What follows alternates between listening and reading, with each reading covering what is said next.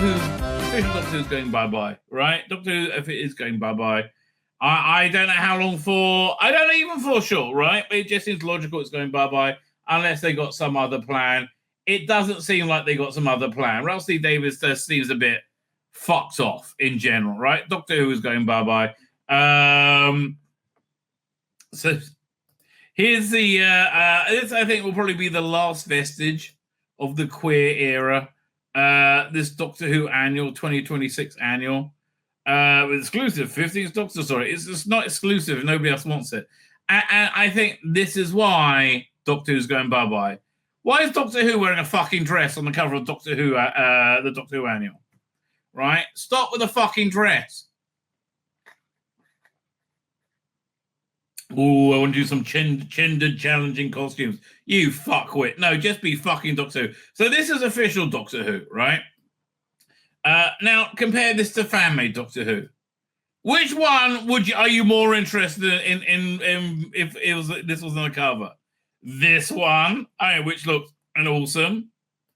Or this one? This one, made by AI. Or this one? Yeah, I was just on this because this looks so much better, doesn't it? Genuinely. I have to tell you, mate. I do not know what to tell you. I don't want to tell you that they fucked up. You know, the Doctor Who is. I'm glad. I don't know for sure it's going bye-bye, but I'm glad that I think it is. Right? I think it's generally speaking for the best. But you want to see why it's going bye-bye? Remember this from 2024? Sorry, straight white men. Doctor Who was never made for you. And then the self-same reporter, 1 year later, Doctor Who's moral lectures are becoming harder to justify. Yes, they fucking are. Harder or impossible, right? I will go for the word impossible to justify. We're having crazy times here. Let's and the more this goes in the normie media, right, the more fuck Doctor Who is. So let's look at it. Oh, is this the Standard? As in, yeah, the newspaper, the Standard. It's not some weird website. Stephen Braddock is here. The end was complete total load of shit. What a sad way for Doctor Who Andrews to bow out. Well, you got the fan-made ones, which are infinitely better, right? Doink. Doctor Who needs to stop lecturing us. Its morality policing is getting hard to swallow. Again, and the most important reason for this is because we're being lectured by our moral fucking inferiors, right? It's one thing to be lectured by somebody superior to you. Like Tom Baker can lecture me. Okay, well, Tom Baker's doctor can lecture me. I get the feeling Tom Baker might also be my moral inferior. Don't get me wrong, I love Tom Baker. But, who is shooting Gatwa? Who seems like, again, nice, friendly person, but, I don't know, looks like somebody who may have meaningless sex at the drop of a hat, right? And Ralph C. Davis has said he is the sort of person that has meaningless sex. So I find that somewhat immoral, right? So I think it's a mistake for people who are immoral to moralize. And I think people just don't really like it, right? Especially when they're moralizing that we're bad people because we don't think women are penises. The show is veering, of course, in its desire to thumb its nose at its critics, not always never successfully. It happened again this week, and Doctor Who decided to take a break from telling a story to offer up a moral lesson for humanity. You naughty, naughty people. Right, in the episode, Lucky Day was all but wrapped up. The premise was fun. Former companion Millie Gibson falls to a guy to find out he's a Joe Rogan-type alien denying fake news. Why is Joe Rogan a fake news guy, right? I'm sorry that you lie about him fucking constantly, right? But no, he's just a guy. I don't agree with Joe Rogan on a lot of his opinions, but he seems to be a guy who has honest conversations, right? And in-depth conversations, right? But he's a fake news type alien. Yeah, the nonsense that was said about him with COVID is just if you got to make a bunch of shit up to slime someone, then they're right and you're wrong. And maybe just don't slime them at all. You know, the one who staged the elaborate pranks, does this prove aliens exist? Yeah, and that prank it makes no sense whatsoever, right? Absolutely no sense. Like, how do you get the electric to go funny, right? Okay, the biggest problem with it was he has this like massively successful podcast. He's got a whole team of people working for him, right? He's got this big office, and his whole podcast is think tank, and it's based around saying that unit doesn't have aliens, right? That's all made up. So how did Ruby Sunday get permission, get to go to this podcast without even checking it out? And how was she allowed to go to this podcast, a unit employee, without it being vetted by unit, right? It make no fucking... The more you think about it, the more stupid it gets, right? And how did they manage to make that big fake thing? And okay, here's the other thing. Why would unit drive down in a massive hurry, get out the helicopter, fly in to apprehend aliens if they know they're fake? So so you have, was it Conrad? He's made fake aliens to lure unit in, but he says unit make fake aliens, so they're not. So they know they're fake because there are no aliens, right? Oh God, it makes no fucking sense. Stupid fucking cunt. Oh God. Oh, that's so irritating. I'm like, I've got 4 more weeks of this era, and then we don't really have to think about them again for a long time, ever. Joined in the last 5 minutes, the word treated a spectacle of the Doctor lecturing villain Conrad, Jonah Howard King, on the myriad of evils of peddling fake news on the internet. Oh, yes, please, just trust the BBC. Oh, yeah, don't trust those icky independent news sources that haven't lied to me relentlessly, that can call Hamas a terrorist group, right? Yeah, that aren't fucking riddled with anti-Semites. BB fucking say, oh yeah, just trust them. Fuck you. You're exhausting. Again, again, that is their go-to complaint that they make. You make me have to defend my idiot opinions, and it's tiring. Oh, fuck you. You stamp on the truth. No, you just like, again, you just hear things you don't like and go, lie, lie, lie, lie, lie. Oh, man. It's, what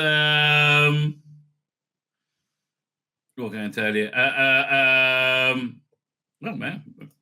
That's all going on there. Hang on, someone's talking about.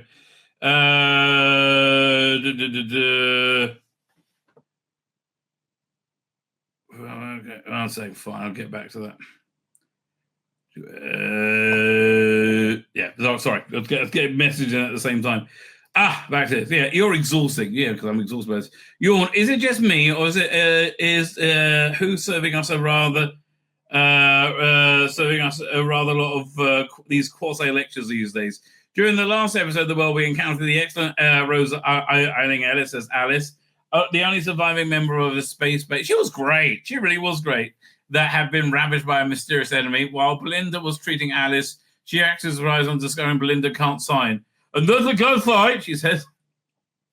That's a good law. Okay. Different blah, blah, blah. I know. Russell. Stop your virtue signaling shit. It's already too late, right? You've already blown it up. It's dead. It's over. It's not coming back. Well, I hope it's coming back. Is that Belinda talking about Showrunner C. Davis or Russell C. Davis? Moments like these are popping up increasingly and frequently in Doctor Who. Yes, they pop up to fill in the holes left by lack of talent. And taking attention away from anything the show should be doing, which is serving up good storytelling. Not saying I'm against any of the things that I'm not against people, there being easy access to signing for deaf people. Yeah, I'm not against that at all. I mean, I guess being lectured by a freaking moron. Yeah, that gets up my nose somewhat, right? That does get up my nose somewhat. In any way, is saying I disagree with massively. A cast of storylines are bristling with viewpoints and opinions.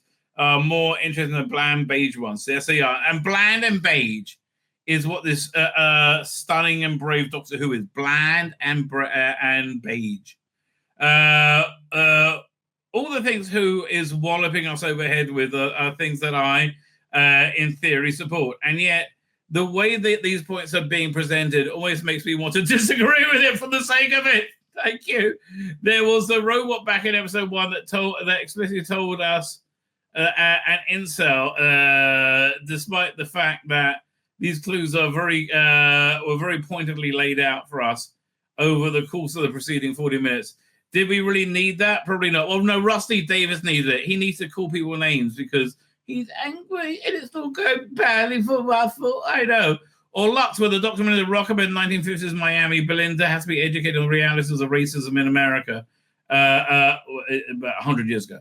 Her horror is justified, but the Doctor's exposition does feel like a clunky, awkward moment. Well, again, look, it's poor writing meeting poor acting, frankly. It's the Jodie Whittaker problem, frankly. It's poor writing meeting poor acting. The whole thing comes off as clumsy and detracts from the flow of the episode. No, the fan scene detracts from the flow of the episode. Massively. That was like, that was a handbrake turn. Right? None more so than Gatwa monologue in Lucky Day. I mean, sure, it's nice to see him come and make an appearance at the end of the episode in his gayest outfit, yes. Like, the thing. Oh, fuck off. Right? It was nice. There's no connection between that and, like, real Doctor Who. It was nice to me, but it went on just a little bit too long. If me as a viewer feeling like I've been lectured to, once again, right? Once again. People don't want to feel like they've been hit over the head with moral issues. The best issues added things via stealth. Exactly. Back in the early days when John Barron was a companion, who's now been cancelled, wouldn't be allowed back on Doctor Who, was presented with a very matter-of-factly as gay. Yes! And that was great! Right? That was great.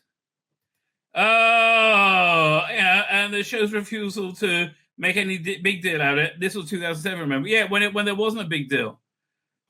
Doctor Who should be exploring these kind of issues. That's what the show's for, and what I argue sci-fi is for. Is this the end of it? Yeah, but the point, this is in the standard, right? And just everyone's had enough.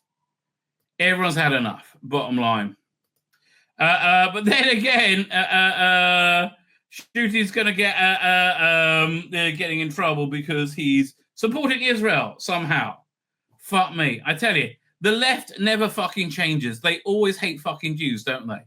The left is always defined by anything. And then they lie and say, oh, it's a right-wing thing. No, it's a left-wing thing. Right? It's always from the fucking left, fucking socialists. Shooty Gatworth, 32. Who cares about this? Spock's fury from BBC Doctor Who fans as he lands Eurovision role amid anti-Israel boycott threats. So what are the fans saying? So he's a spokesperson for Euro, which Israel is in somehow, amazingly. He'll be on hand to deliver the scores to the UK, from the UK's jury to the rest of Europe. I'll probably do it badly. The collaborative efforts don't stop there. The night in the contest, the BBC will Eurovision inspires episode of the sci-fi series that you guys with the internet. Yes, we know that. Eurovision has faced backlash for its decision to ban pride flags among competitors, limiting participants to only one flag, national flag, in official spaces. Okay. Combine these factors prompted critics to announce the Eurovision's... Oh, got to read more. That's what's going on. Fine, so he's there. Yeah, look at that. He looks like Doctor Who. It must be a different show he's in. Does points, or should it be 15 for hashtag Doctor Who a celebrity post on the Instagram page? Shooting Out will be the spokesperson, blah, blah, blah, blah, blah. Rather than floods of supportive statements, several fans opted to a different approach. And it's the fans of Shooty Gatwa who were spitting with rage about it because they're all fucking racist, right?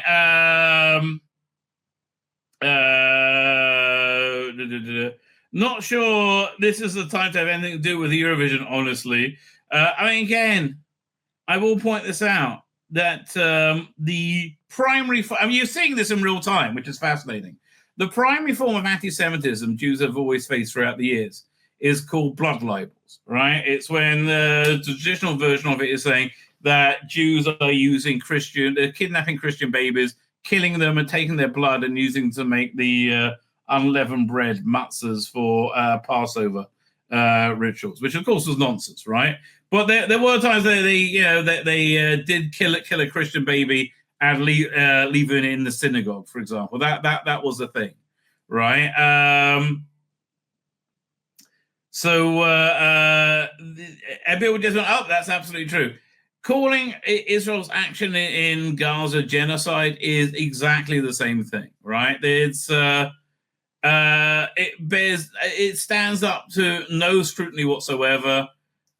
Israel has less civilian casualties than any other army in the world ever in this type of combat, right? I think in any type of combat, quite frankly. And they go do incredible things to protect civilian life, right? Again, more so than any army, right? But still, no, Israel's going. So, and what's the same reason, right? What's the reason saying Jews use Christian baby blood in their ritual and saying Israel performing a genocide, to say it's okay to hate Jews, right? And that's what it comes down. And it also always attacks the primary identification of anti-Semitism in the world, of Judaism in the world at the time, right? Which is the state of Israel, right? Where are we up to? Really? Are they banned pride flags from being allowed? We should be boycotting. And also, they're mad about the pride flags. They have never said Israel yet. I would be usually excited, but I'm boycotting until Israel's given the same treatment as Russia. Again, I'm an anti-Semite and I'm a good person. No, you're not. You're not. This could sense of negativity amongst fan base. Damn, I don't follow Eurovision, but with everyone I'm reading the comments, this doesn't seem like a good idea. Yes, because you live in a herd mentality. Gatwa and Doctor Who did receive some plaudits from fans who argued, fabulous. Well, I don't really want them there either, frankly. Right? I'm not interested in any way, shape, or form. Well, that's not really about. Well, I've seen a little bit on Twitter, right? Fine. But yeah, this week's episode, I'm really somewhat. I'm assuming it's going to. I'm assuming it's going to be shit, right? It looks like it's really good, right? And. Yes, leave site. We want to leave it. Go away. There you go. Right. It's this week's does look like it's going to be really good. Hang on. Start. Where we go to. That's good. So that's good. But it's written by, somebody who hates white people and is super racist. But again, look, that looks awesome. And I love the African culture inlaid into it. It's really genuinely interesting.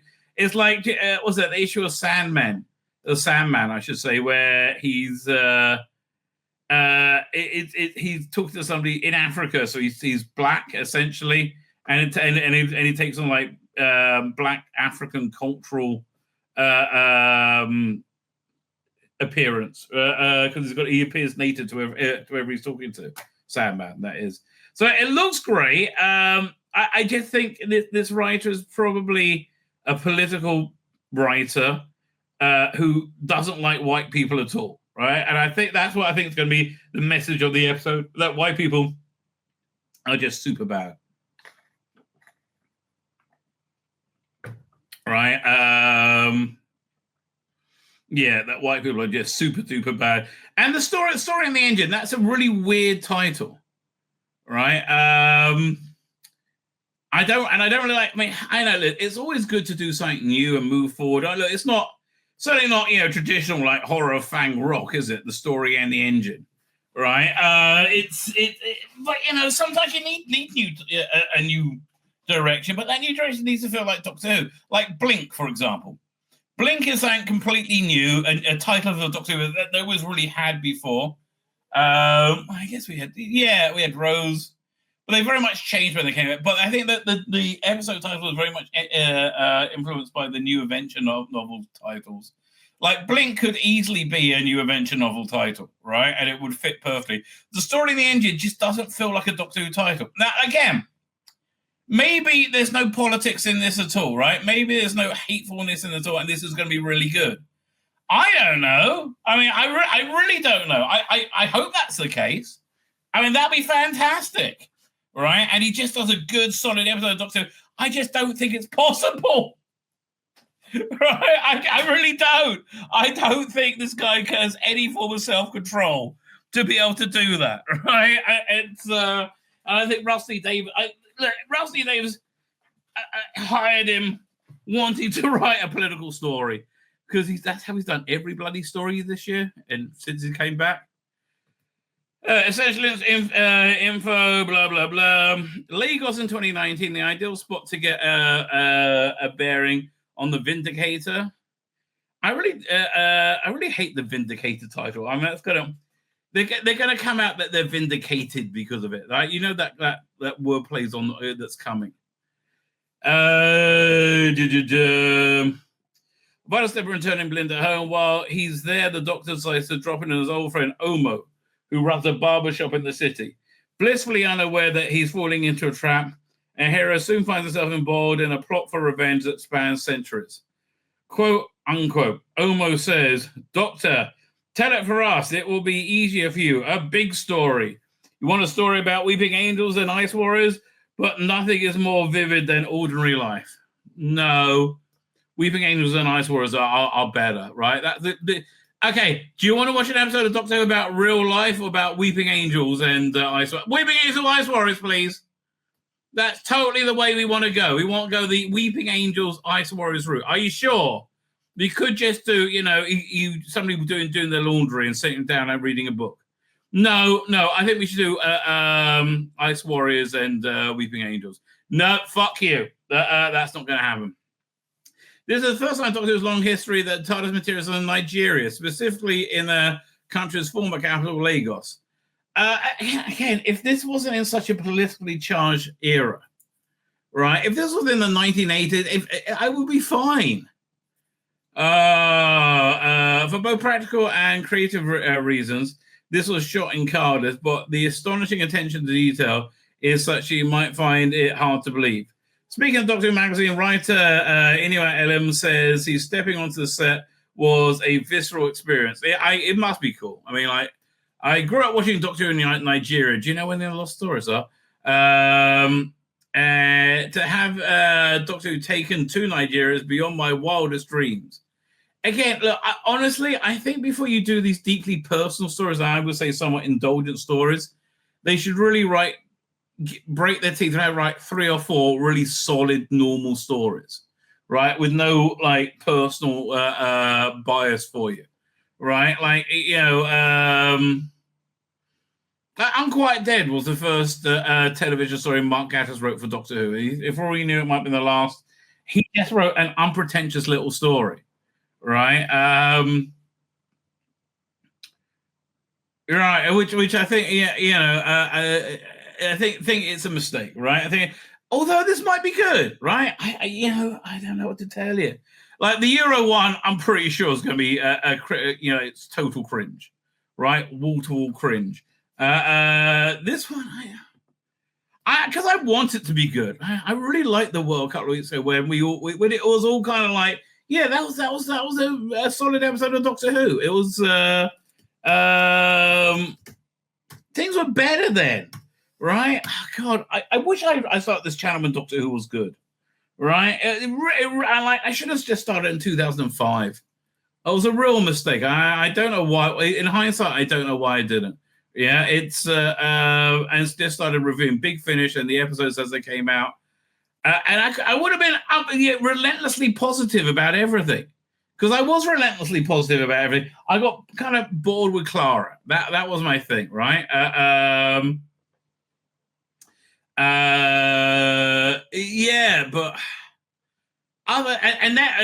then after Jodie was on, I went back and watched the Clara episodes, and then I liked her a lot more. Then it's the only good thing Jodie did. Oh, go look at the story about Jodie coming back. Please tell me that's not true.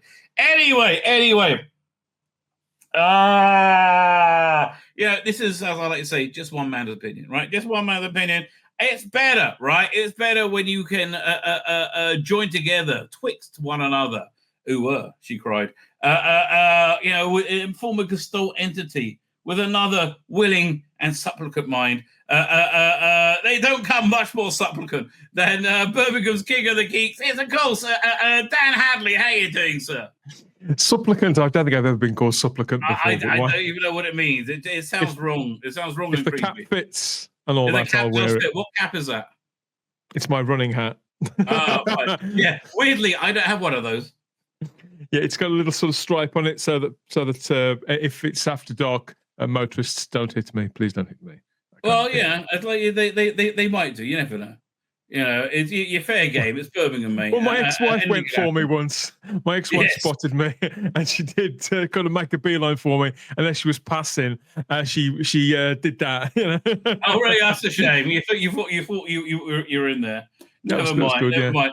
How's your journey been? I'm getting the feeling you're experiencing Doctor Who fatigue right now, right? With this season of Doctor Who. Yeah, I am. It's a bit. I would really like to hope this week's episode is going to be a good one, but there's a lot of it that looks good. I thought the design looks great. I like that spider thing, but like my hopes are really low because like I just don't think this guy. Yeah, this is just, exactly. I was going over the. Well, last week's looked great, and look how they. It gets worse the more you think about it. That story, it gets worse and worse and worse and worse the more you think about it. This year, it's been generally speaking better. Yes, better than last season. But in some sense, it's far more frustrating because the episodes, generally speaking, it's all much more of the constituent parts are there and working and well oiled, and yet it's still not delivering ultimately because they insist on hammering home some message or another. And so by the time you've switched off, certainly by the time you've gone to bed that night, you feel browbeaten by it. I was just reading exactly a normie article in the Standard saying exactly the same thing. They feel browbeaten by every episode, right? And it's just ridiculous. Right, I think my thumbnail, and that's from the Evening Standard or the London Standard. Good London God. Standard. Yeah, it's one thing it's one thing for us for fans to. No, exactly. It's normally thought now, right? It's totally Then the again, much like you asked a normie about Doctor Who in the 80s, they say, "Oh, it's that shit show with the wobbly sets. That's just embarrassing," right? Even though that didn't really describe it at all, but that was that. Yeah. Previously, Rabbi, particularly during the Whittaker era, I got the impression that writers were encouraged to go with something in a kind of freewheeling way, in a very undisciplined way. And then Chris Chibnall would bring those to the screen. And he's admitted himself that most of them were like first drafts or second drafts at most. He barely touched these things. And so a lot of them had that kind of political soapboxing, but not all of them did. But if people went there in their writing, he didn't stop them. And more to the point, he didn't soften things after the fact. Which ones didn't have soapboxing in them? I can't, mate. I can't. I haven't watched them since they were on, so I don't know. I think they all probably did. They probably did. But what I'm saying is, I didn't feel quite so. I hated all of that era, but I didn't feel relentlessly browbeaten by it every week. I just felt bored by it every week. This time, though, I'm getting the impression that now, several years on from that, it's accepted that this show at this time almost has a duty, or more to the point that they've started to believe the myth that Doctor Who is an inherently political show, whereby featuring a political message in it and pushing that home is as natural a fit as featuring a shot of the TARDIS dematerializing and materializing. But it's not. So it's the same as having a super gay doctor, right? Nobody minds gay people. People mind a super gay Doctor Who. It's just weird. Right? It is. It's just absolutely strange. It's off-putting. People didn't like it when he was chasing Skirt. And when I say chasing, I mean, chasing in the most innocent of ways. Okay, they certainly don't like it now. Now when he chases Skirt, he wants to wear it rather than he's the one wearing it. Speaking of which, have you seen the cover for the this year's annual, which I think is the last gasp of this era? Yeah. I sort of saved this. I was talking about this later on, but yes, that's okay. Yes, I've seen this. Well, yeah. But okay, compare that to fan-made Doctor Who. Which one would you want to see?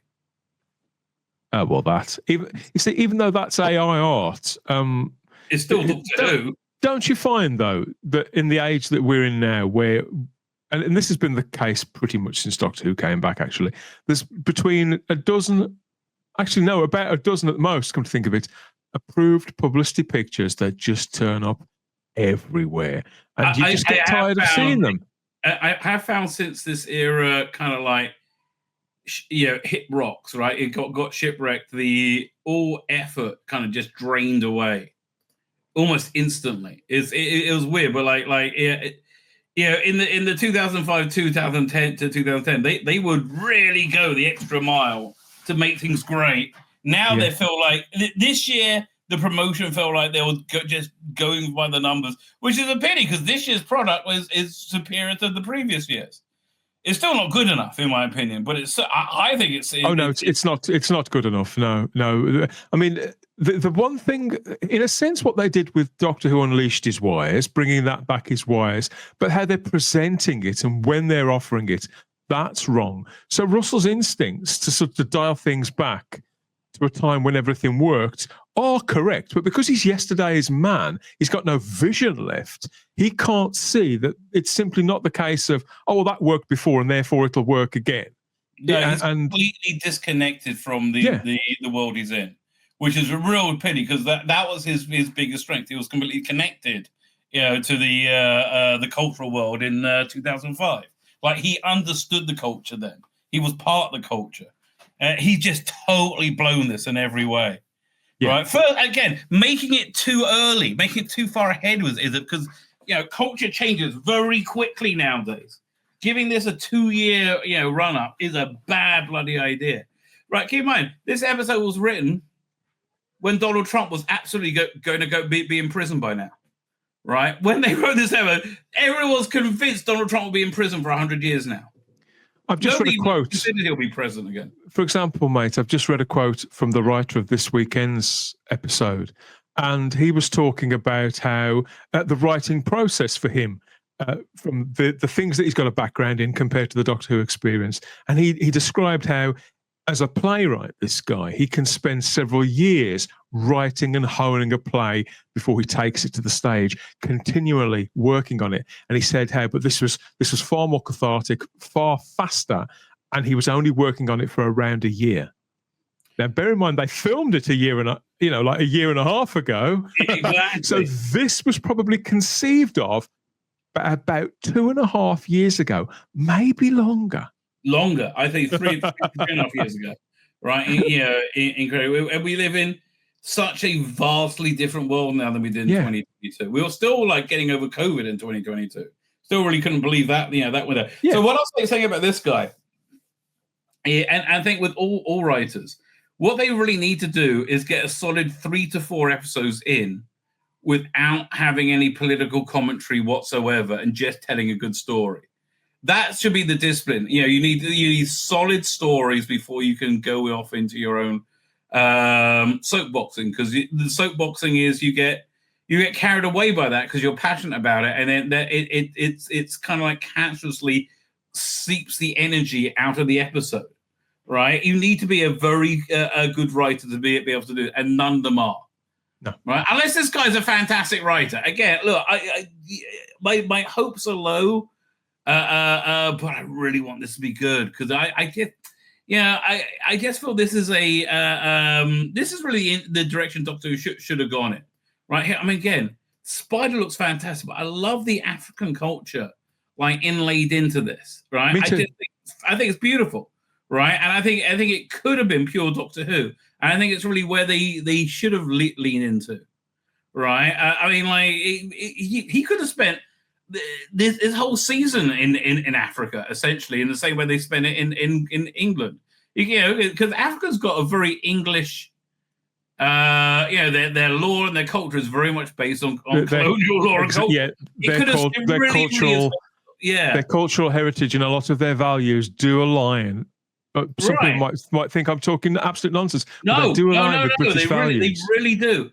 Right, so you could have had it been very English and like very pure Doctor Who, and yet, you know, doctored that in Africa, right? And I think that would have been, they should have leaned into it properly, maybe. But there's so much about this is a bloody tragedy, especially here. So this writer actually seems like he really has a good Doctor Who experience. Right, I'll read it to you. I grew up watching Doctor Who in Nigeria. To have taken Doctor Who to Nigeria is beyond my wildest dreams. So, like, I do imagine me a little kid watching Doctor Who on a like, you know, in on a little black and white screen when it was a kid. I think that it's a really kind of magical idea that he's now doing an episode. Oh, man. You got to do the Crotons before you can do Deadly Assassin, okay? That's really that's a beautiful way. That is a beautiful way of putting it. I completely agree. I've only just started the preview, so I'll get you ready for your show.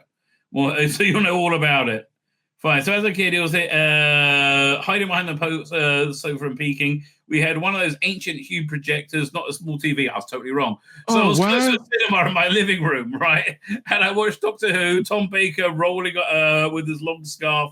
It was otherworldly. Now, for me, that's enough of a connection to Doctor Who that any professional writer can write a Doctor Who.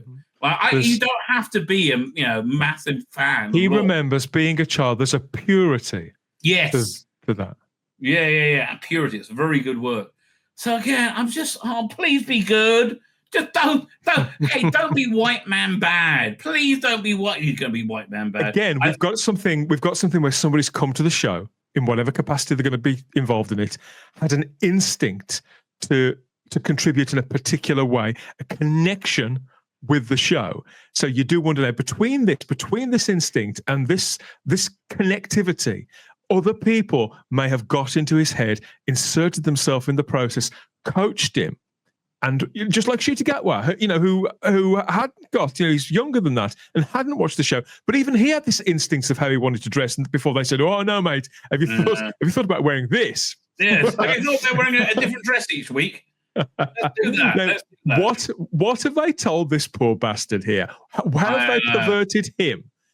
I really hope they haven't. But the thing that gives me hope is the other new writer knocked it out the park. She had a good idea and she did a good job, right? I think that they're scared to tell them no. So as long as it has real genuine talent, it might be okay. We'll find out in another day or so. Okay, cable TV fed young Inua and eclectic range of British TV, including 70s sitcoms. Some mothers do have them.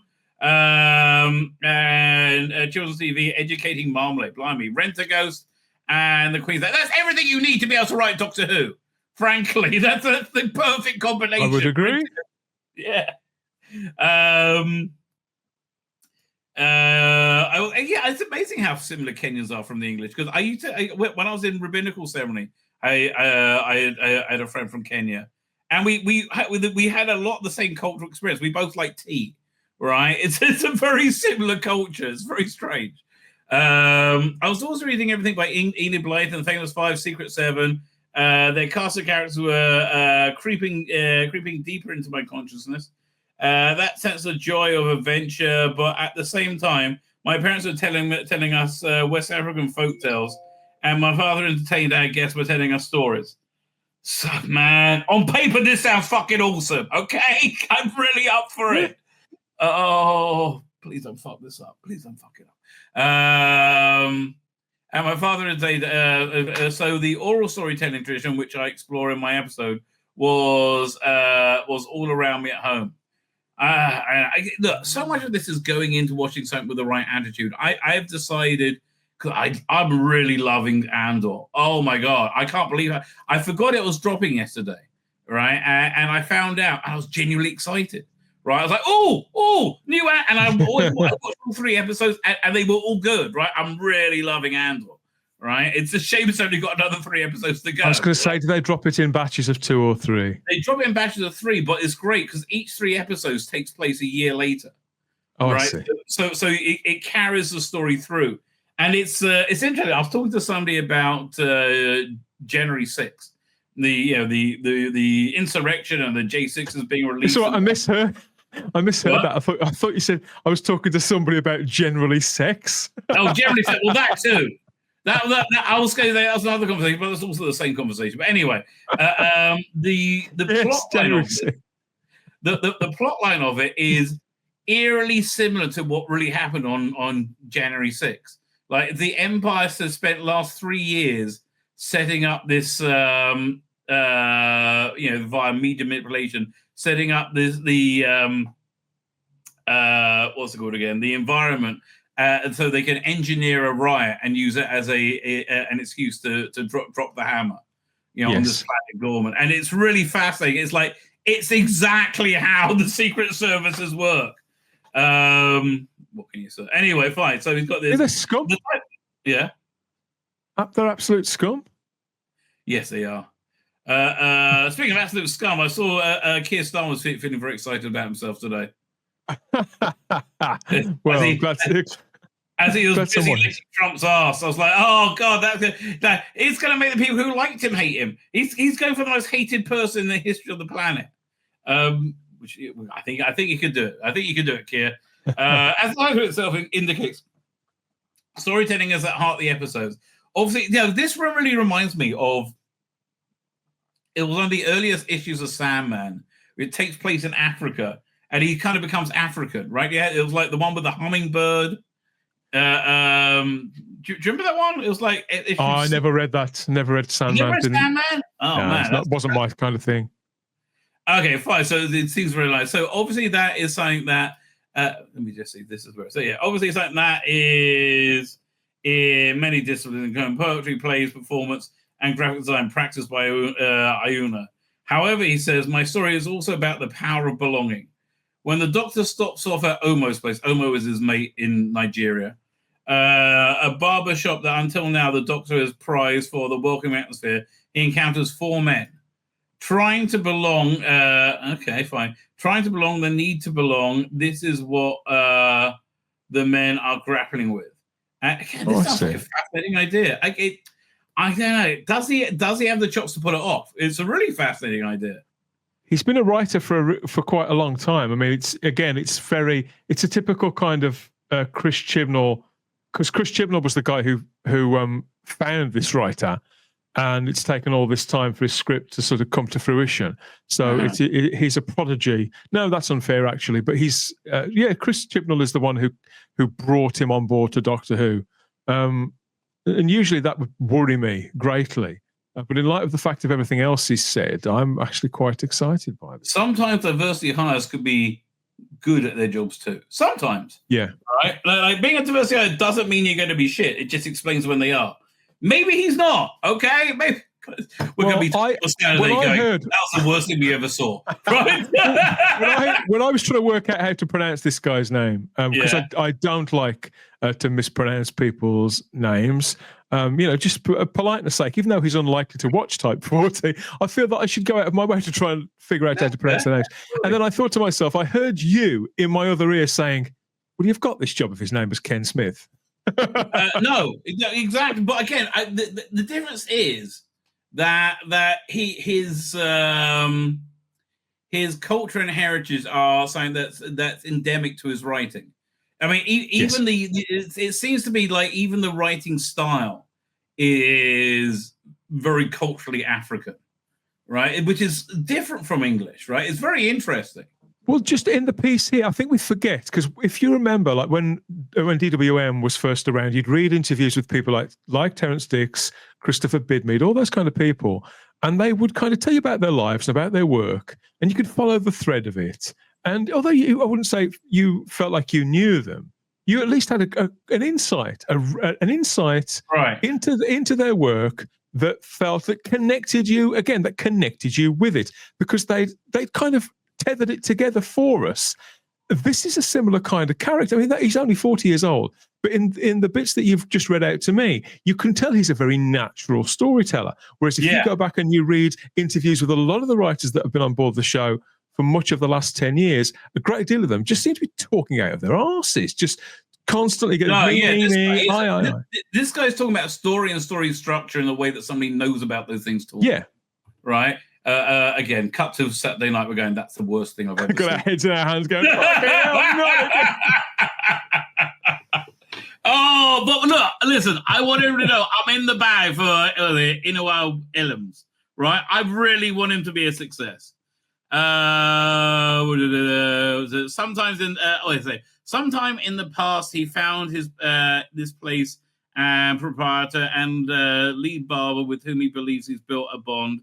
Until he realized, as he always does, things are not what they seem.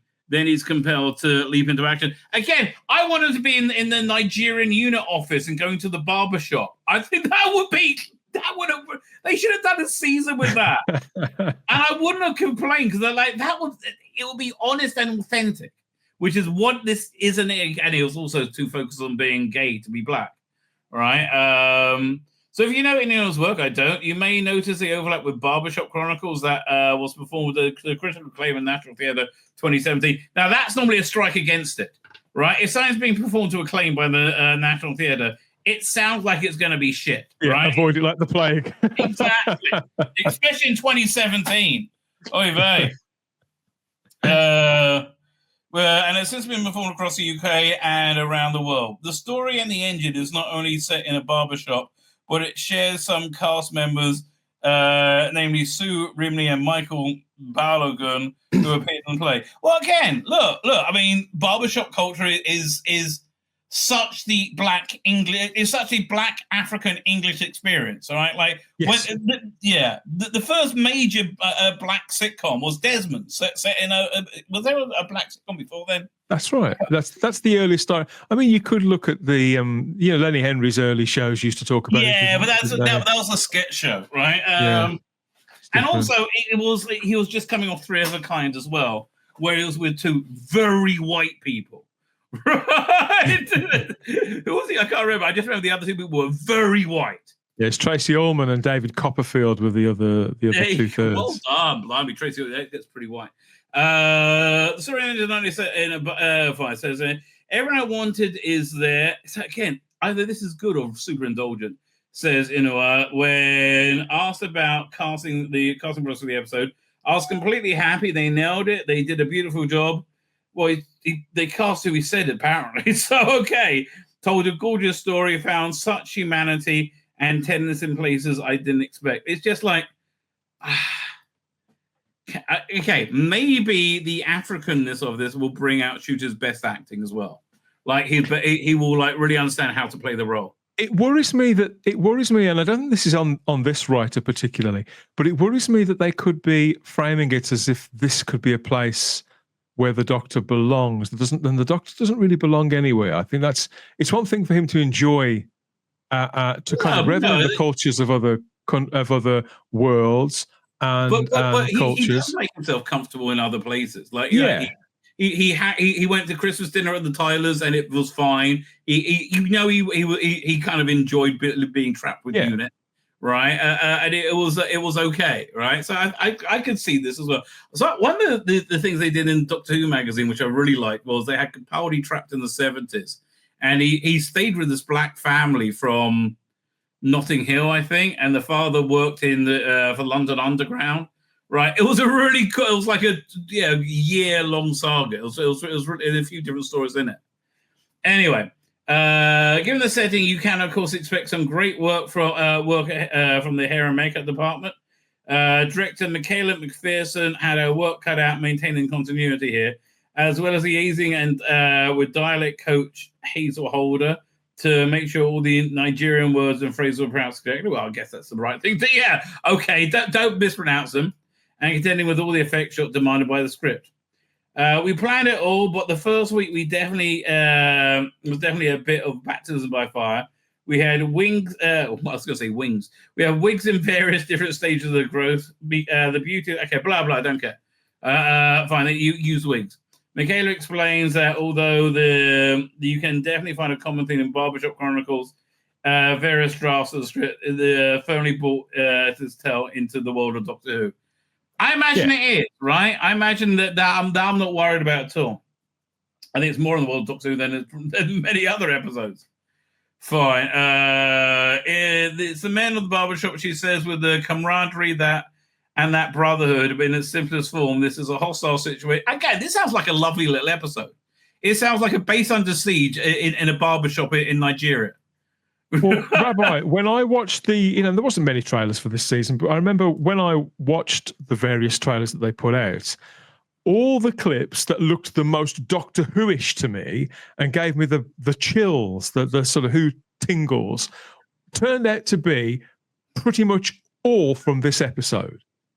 The visual, like you looked at the spider earlier on, and there's a bit where the barbershop looks like it's sort of tilting upwards, like the Hunt for Red October, and the Doctor seems to be falling out of the barbershop shop door into the space. That's this episode. Whoa. Yeah. That looks fantastic. Okay, it's don't fuck this up. Okay, please don't fuck this up.